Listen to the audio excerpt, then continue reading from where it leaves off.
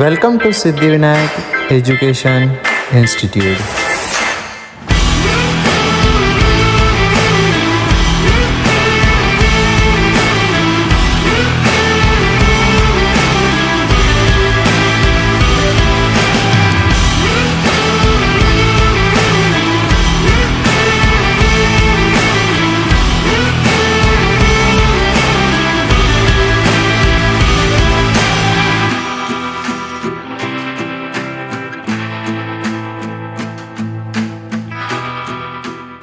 My name is Yash Patle और आज हम पढ़ेंगे transformer. There are two types of transformer. First is step up transformer and the second is step down transformer.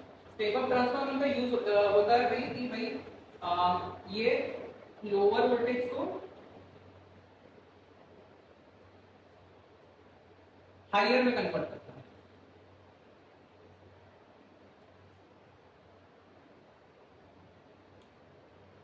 ये lower voltage को higher voltage में convert करता है और स्टेप डाउन ट्रांसफार्मर इसी का टोटल उल्टा, ये हायर वोल्टेज को लोअर वोल्टेज में कन्वर्ट करता है.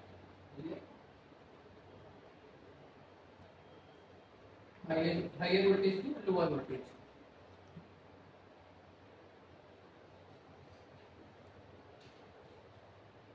Transformer is based on mutual induction. तो जो प्रिंसिपल ऑफ ट्रांसफार्मर है वो बेस्ड होता है भाई म्यूचुअल इंडक्शन के ऊपर.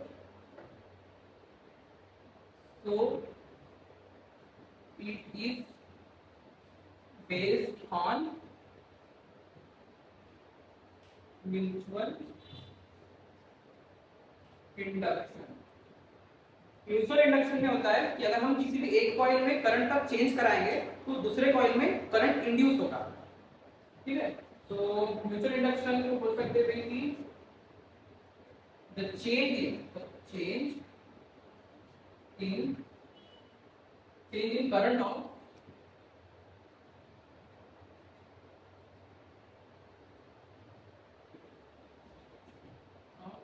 first coil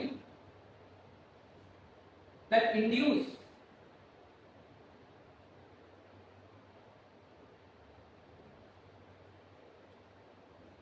current in second coil.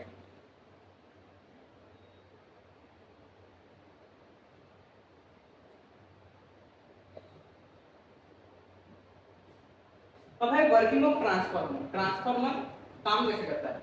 अब जैसे कि ट्रांसफार्मर है तो इसमें करंट का चेंज होगा. और पहली बात तो ये है कि भाई ट्रांसफार्मर जो है वो वर्क करता है एसी करंट से. डीसी करंट सप्लाई करोगे वो वर्क ही नहीं करेगा. क्यों नहीं करेगा? क्योंकि अगर हम यहाँ पे एसी का सप्लाई करेंगे तो इसकी ये है इनपुट वोल्टेज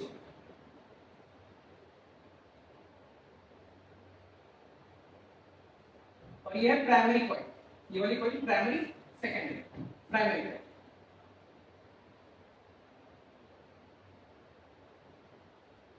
और यह है आउटपुट वोल्टेज.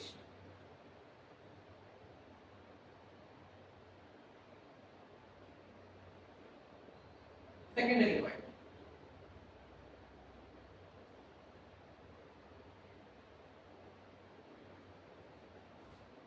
तो इसमें चेंज होगा तो यहाँ पे ईएमएफ अपना मैग्नेटिक फील्ड का भी चेंज होगा. तो वर्किंग में तो देखिए ट्रांसफार्मर की working of transformer.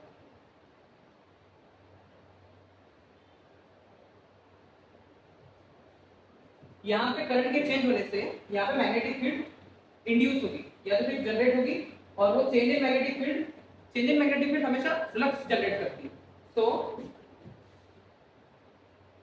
Change in magnetic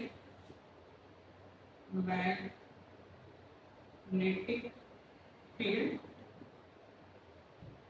is equal to flux.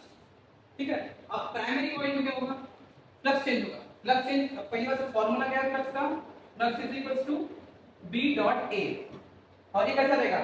Constant रहेगा कि वेरिएबल रहेगा? वेरिएबल रहेगा. क्यों? क्योंकि मैग्नेटिक फील्ड यहाँ पे कांस्टेंट ही नहीं है, चेंज हो रही है क्योंकि करंट चेंज हो रहा है. करंट एसी है इसीलिए. अब इसमें ईएमएफ इंड्यूस होगा. करंट चेंज हो रहा है, अब ईएमएफ इंड्यूस होगा क्योंकि मैग्नेटिक फील्ड चेंज हो रही है तो ईएमएफ इंड्यूस होना ही है. ईएमएफ इंड्यूस होगा. तो इन use in induce of EMF in primary coil। क्या होगा? EMF इंड्यूस फिजिक्स उसको क्या होता है? Minus d phi by d t, minus d phi by d t इसलिए लिखा हूं क्योंकि कोई भी चीज अगर चेंज होगी तो ईएमएफ इंड्यूस होगा, और ईएमएफ कभी भी जब भी इंड्यूस होता है तब फैराडे लॉ के हिसाब से वो उसको अपोज करता है, इसलिए यहाँ पे माइनस साइन है। ठीक है, तो यहाँ पे E is equal to minus N d d Y by d t, N P number of turns of in primary coil. Similarly अब क्या होगा, एक इंपॉर्टेंट पॉइंट कि यहां से मैग्नेटिक फील्ड चेंज होगी, मैग्नेटिक फील्ड चेंज होने के कारण यहां पे फ्लक्स पैदा होगा। अभी फ्लक्स पैदा होगा तो फिर फ्लक्स जो जनरेट होगा वो फ्लक्स यहां भी जनरेट होगा। तो number of turns in each coil is equals to flux। Number of turns यहाँ पे नंबर ऑफ टर्न्स जितने रहेंगे और इस हर एक नंबर ऑफ टर्न्स में यहाँ भी एक नंबर ऑफ टर्न्स है और यहाँ भी एक नंबर ऑफ टर्न्स है, तो इन दोनों में equal number of flux change होगा और फ्लक्स जनरेट होगा। ठीक है, तो अब T is equals to, similarly secondary में भी ऐसा होगा, यहाँ पे से फ्लक्स जनरेट हुआ तो यहाँ पे भी जनरेट होगा, यहाँ पे जनरेट होने के कारण यहाँ का फ्लक्स लिखेंगे अपन, यहाँ पे फ्लक्स जनरेट हुआ उसके बाद में इसका ईएमएफ, इसमें भी ईएमएफ इंड्यूस होगा, तो सेकेंडरी में ईएमएफ इंड्यूस होगा, तो ईएमएफ इन सेकेंडरी, ये भी सेकेंडरी प्राइमरी का था, minus d phi S by d t is equal to minus of N S d phi by d t. Equation number इसको 1 दे देते हैं, first equation, second equation. Most important thing यहां करने को मिलेगी वो है कि हम इसको जब डिवाइड करेंगे, डिवाइड 1 एंड 2, तो अपने को मिलेगी एक रिलेशनशिप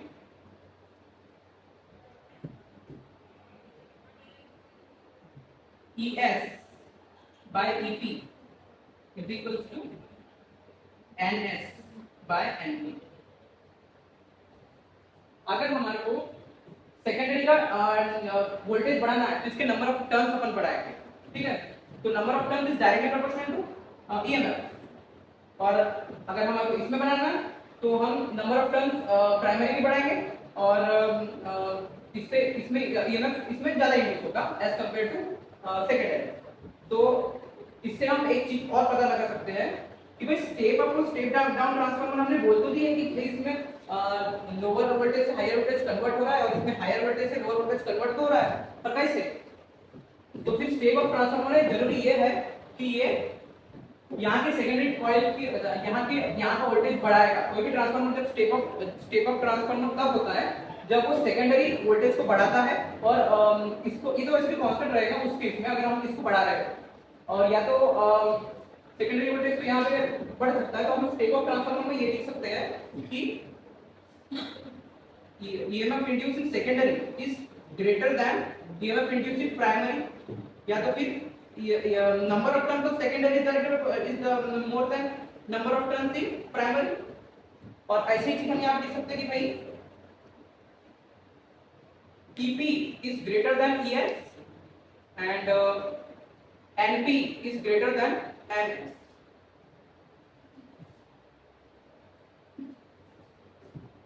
अगर हमने यहाँ के नंबर ऑफ टर्न्स बढ़ा दिए तो स्टेप डाउन ट्रांसफार्मर हो जाएगा, उसमें ईएमएफ यहाँ पे ज्यादा हो जाएगा और यहाँ पे कम हो जाएगा इंड्यूस, और यहाँ पे अगर हमको स्टेप अप ट्रांसफार्मर बनाना है तो यहाँ के नंबर ऑफ टर्न्स को अपने को इंक्रीज करना पड़ेगा और इससे ईएमएफ यहाँ का इंक्रीज हो जाएगा। उसके बाद में अपन आते हैं कंस्ट्रक्शन ऑफ ट्रांसफार्मर पे। कंस्ट्रक्शन ऑफ ट्रांसफार्मर, ट्रांसफार्मर में सॉफ्ट आयरन कोर लगा रहता है। सॉफ्ट आयरन कोर इसलिए यूज होता है ट्रांसफार्मर में क्योंकि soft iron core ferromagnetic material होता है, और हमने मैग्नेटिज्म और मैटर में पढ़े हैं कि फेरोमैग्नेटिक सब्सटेंस जो होता है या फेरोमैग्नेटिक जो मटेरियल होता है उसमें एक बढ़िया प्रॉपर्टी है कि वो मैग्नेटिक फील्ड को अपने तरफ अट्रैक्ट कर डालता है।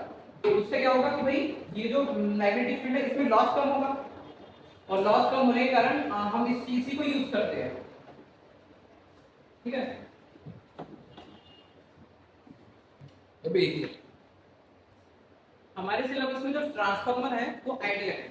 आइडियल ट्रांसफार्मर मतलब होगा कि भाई 100% इफिशिएंट ट्रांसफर। तो आइडियल ट्रांसफार्मर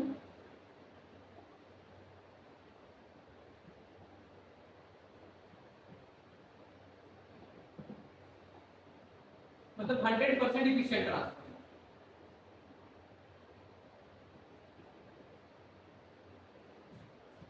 ठीक है, 100% इफिशिएंट। अब 100% इफिशिएंट है तो पावर इनपुट जो यहाँ पे पावर जनरेट होगा वो इसके बराबर होना चाहिए, मतलब यहाँ का पावर और वहाँ का पावर सेम होगा क्योंकि लॉस एक भी नहीं होगा। ठीक है, हम जो मान के चल रहे हैं वो आइडियल ट्रांसफार्मर मान के चल रहे हैं जो कि 100% इफिशिएंट। तो power input is equal to power output. Formula power का formula power is equal to होता है ईएमएफ इनटू करंट। अब ये इनपुट का है मतलब हम करंट लेंगे इनपुट वाला प्राइमरी करंट और इसका प्राइमरी ईएमएफ, और फिर सेकेंडरी में इसका सेकेंडरी करंट और इसका सेकेंडरी ईएमएफ। तो EMF of primary into its current primary और EMF of secondary into its current secondary. इससे हमारे पास में एक और रिलेशनशिप बनता है कि भाई ES by EP is equal to होता है IP बाय IS। मतलब EMF is inversely proportional to current. EMF is inversely proportional to current. क्यों हुआ? क्योंकि अगर हम वोल्टेज बढ़ाएंगे तो कुछ ना कुछ तो भी कम होना पड़ेगा ताकि कंजर्वेशन ऑफ एनर्जी का जो लॉ है वो बराबर इसमें बैठ सके। ठीक है, तो अब है इफिशिएंसी हम डिनोट करते हैं N से। N is efficiency is equal to होता है power output upon power input into 100। Efficiency हमेशा परसेंटेज की फॉर्म में रहती है कि भाई 100% इफिशिएंट है, 80% इफिशिएंट है। अब हम आइडियल ट्रांसफार्मर मान के तो चल रहे हैं पर कोई भी ट्रांसफार्मर आइडियल नहीं है, उसमें कुछ ना कुछ तो भी लॉसेस होते हैं। तो ये ट्रांसफार्मर आइडियल ट्रांसफार्मर और इसकी इफिशिएंसी, अब इसको हम कैसे लिख सकते हैं?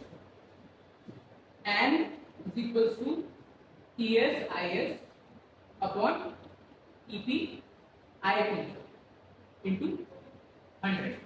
अब हमने बोल तो दिया कि भाई आइडियल ट्रांसफार्मर कोई भी लॉस नहीं होगा तो कुछ ना कुछ तो भी लॉस होगा। तो अपन देखेंगे अब loss in transformer, energy loss in transformer. पहला एनर्जी लॉस क्यों? इसमें फ्लक्स जो जनरेट हो रहा है तो कुछ तो भी लीक होगा। तो पहला है leakage of transfer, leakage of flux.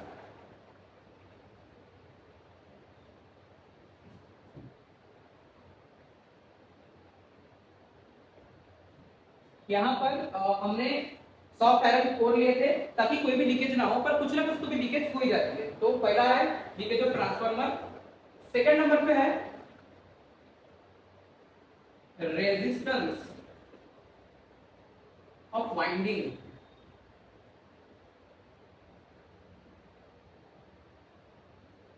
अब हमने यहाँ पे वाइंडिंग लिया है कॉपर की, ठीक है।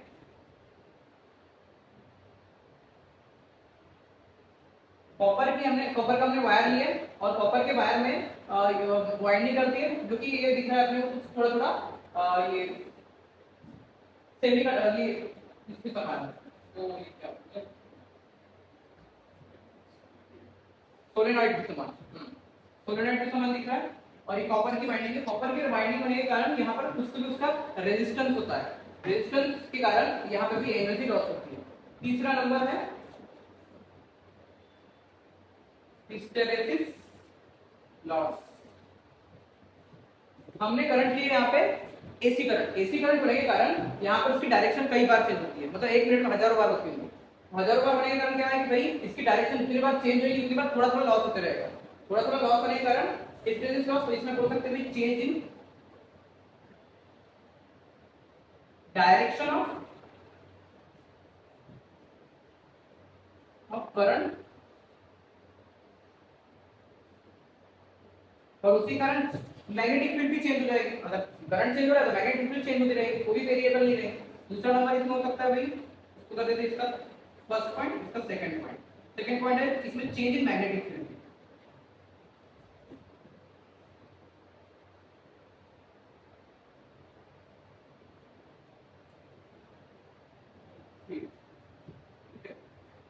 फोर्थ नंबर सबसे इंपॉर्टेंट नंबर, इसमें होता है loss by AD current. Eddy current इसमें होता है कि भाई हमने सॉफ्ट आयरन कोर लिए, सॉफ्ट आयरन कोर में अंदर में यहाँ पे करंट बनता है, क्योंकि सॉफ्ट आयरन और अंदर में जो कोर है उसमें जो करंट है वो ऐसा सर्कुलर नेचर का पाया जाता है, उसको एडी करंट बोलते हैं।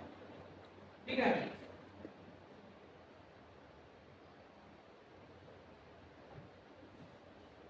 Loss due to eddy current.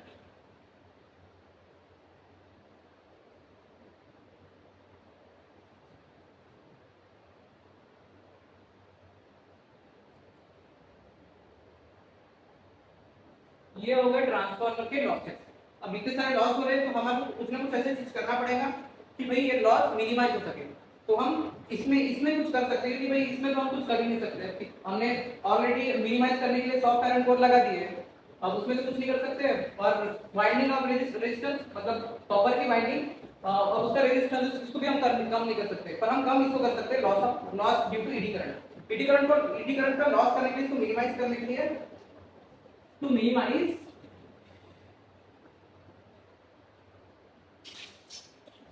loss हम यूज करते हैं लैमिनेटेड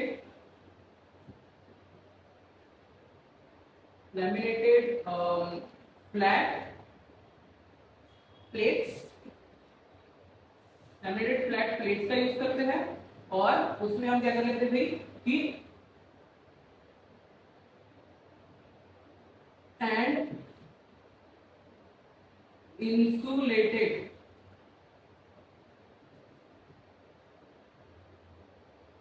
liquid between them।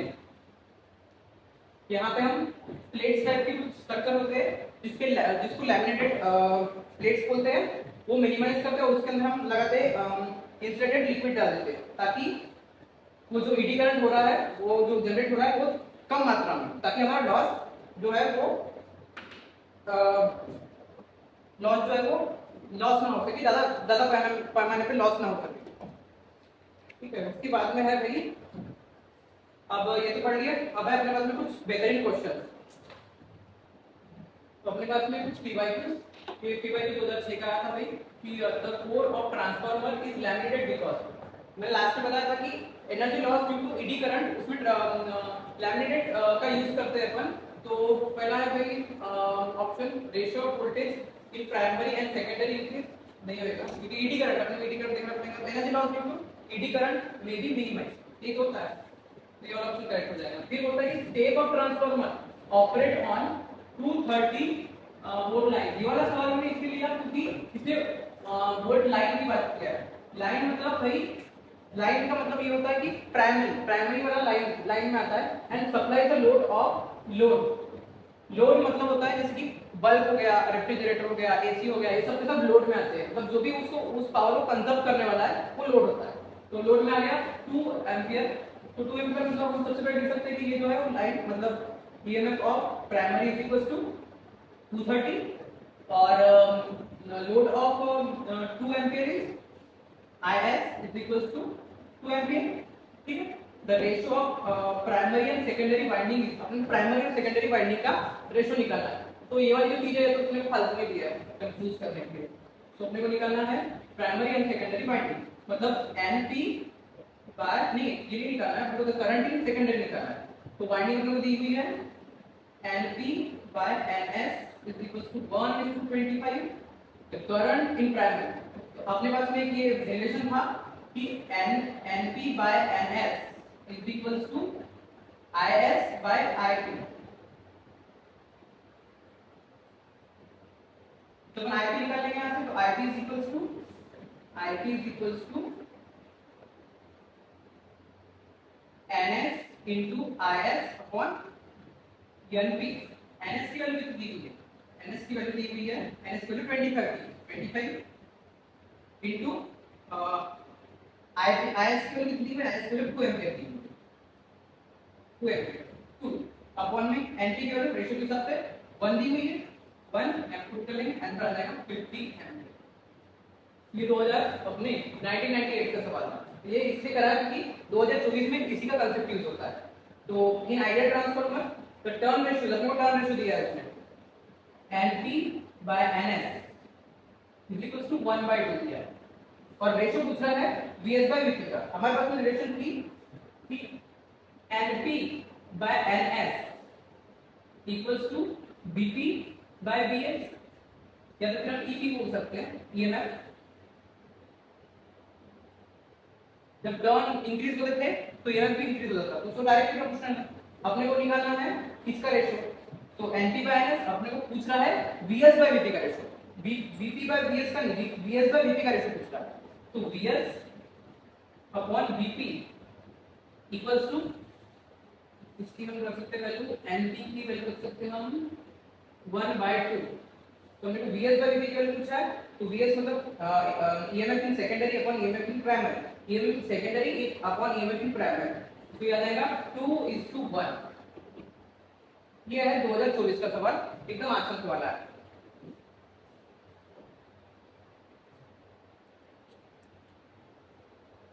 ठीक है, बस में भी पीवाईक्यूज नीट 2023 का सवाल है, 2021 का सवाल, दोनों में लगभग सेम ही चीज पूछा है। जैसे किसने बोलते हैं कि और 12 वोल्ट 60 वाट लैंप, लैंप बोला मतलब सेकेंडरी पे कनेक्ट है, is connected to a secondary बोल भी दिया है इसे, तो to a step down transformer whose primary is connected to the AC mains। AC mains का मतलब होता है कि वो प्राइमरी से कनेक्टेड है, मतलब ये वैल्यू दी हुई है प्राइमरी की value. assuming the transformer to be ideal, what is the current in the primary winding, मतलब अपने को IP की वैल्यू उसने पूछा है। ठीक है, अपने को दिया है ये, अपन उससे निकाल लेंगे भाई, इसका आंसर निकाल सकते हैं अपन। पावर दिया अपने को, पावर इज इक्वल टू क्या होता है, पावर इज इक्वल टू, क्योंकि ये सेकेंडरी का लैंप का दिया हुआ है तो ये पावर सेकेंडरी डाल देते हैं अपन। Power is equal to EMF into current, तो ये एस डाल देंगे हम। हमको यहाँ से आईएस की वैल्यू निकाल लेंगे तो अपने को अपना काम बन जाएगा। आईएस की वैल्यू निकालेंगे तो IS is equal to power upon ES. Power की वैल्यू दी है 60, ईएस की वैल्यू दी हुई है 12, आंसर आ गया 5 से कटेगा 5 एम्पीयर। ठीक है, तो अब हमारे निकालना है प्राइमरी वाइंडिंग मतलब आईपी की वैल्यू, तो हम इसका यूज कर सकते हैं EP by ES is equal to I, नहीं ऐसा नहीं करेंगे, ES upon EP is equal to IP by IS. ठीक है, हम आपको ये निकालना है और इधर ये इनवर्सली प्रोपोर्शनल है। ठीक है, तो आईपी इज इक्वल टू क्या होगा, IP is equal to ES into IS अपॉन EP। ES की वैल्यू कितनी दी हुई है, ES की वैल्यू 12 दी हुई है, 12 into IS की वैल्यू कितनी दी हुई है, IS की वैल्यू हमने निकाले 5 अपॉन में EP की वैल्यू कितनी है 220, तो ये 12 से 60 हो जाएगा, 12 into 5 60 by 220, 0 से 0 गया तो ये लगभग आ जाएगा, इसको 2 से कर लेते हैं 3 और ये हो गया 11, तो 3/11, तो ये वैल्यू आ जाएगी, इसको हम इनटू 10 टू द पावर -1 कर लेंगे तो ये 30 हो जाएगा। ये आ जाएगा लगभग 2 जा और फिर 7 जा सो आंसर आ जाएगा 0.27 एम्पियर के आसपास। ये हो गया 2023 का सवाल। थोड़ा सा अच्छा और ट्रिकी पूछा था इसमें। 2021 का सवाल है। 2021 के सवाल में बिल्कुल सेम चीज पूछा है। करंट प्राइमरी की वैल्यू बताओ।